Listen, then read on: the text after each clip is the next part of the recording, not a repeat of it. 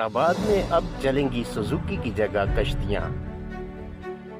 پورا شہر ڈوب گیا۔ چند منٹ کی بارش کے بعد تمام دریاؤں نے اپنا رخ ایبٹ آباد کی طرف موڑ دیا۔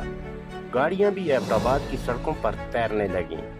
شہر کے نشیبی علاقے زیر آب، پانی گھروں اور دکانوں میں داخل ہو گیا۔ دکانوں اور گھروں میں موجود سامان ناکارہ ہو گیا۔ لاکھوں روپے کا نقصان۔ متعلقہ محکموں کی غفلت کی وجہ سے نالوں کی صفائی نہ ہو سکی۔